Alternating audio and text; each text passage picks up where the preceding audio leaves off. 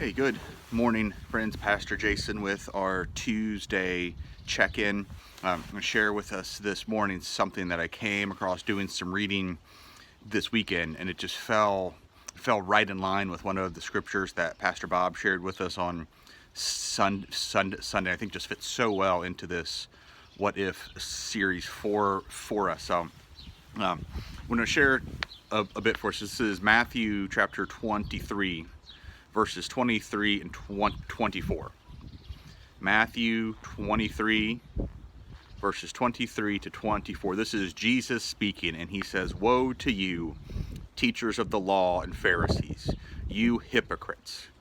You give a tenth of your spices, mint, dill, and cumin, but you have neglected the more important matters of the law: justice, mercy, and faithfulness. You should have practiced the latter without neglecting the former. You blind guides, you strain out a gnat, but swallow a camel." It's pretty harsh confrontational words that Jesus uses there. Jesus is not a big fan of hypocrisy, in case we don't know that.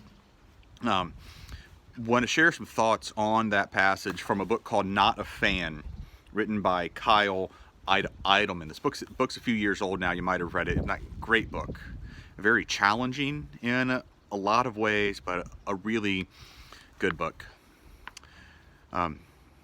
Idleman has this to say about this interaction between Jesus and the Pharisees.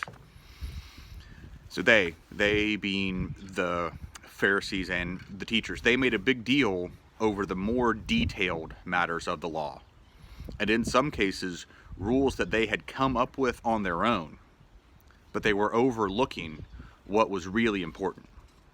Jesus gives the example of how the Pharisees handled tithing.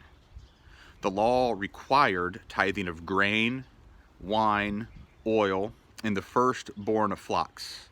Leviticus also mentions fruit from trees.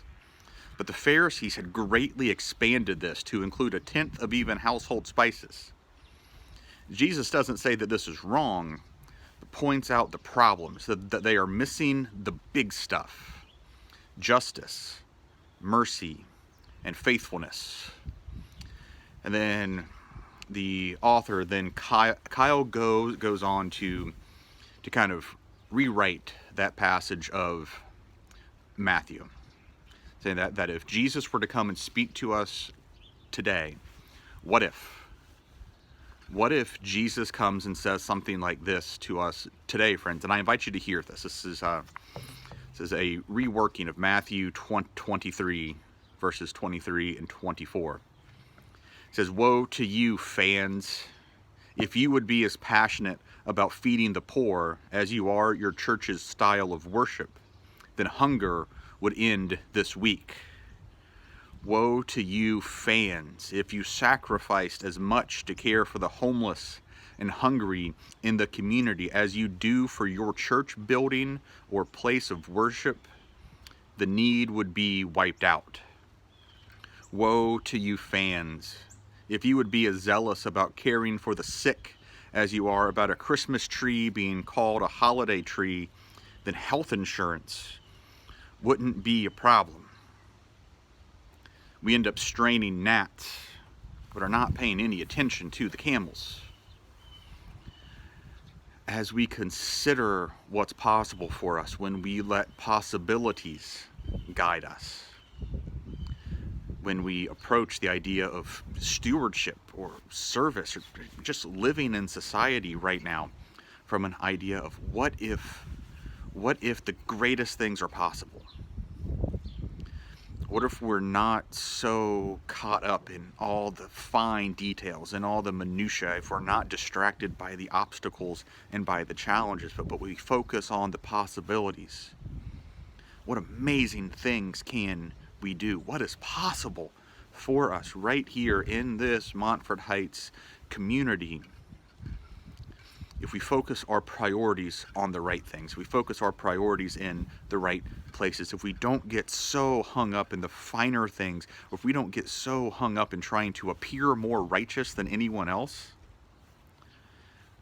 but just humble ourselves and pray and seek God first and pay attention to the kind of things that God pays attention to,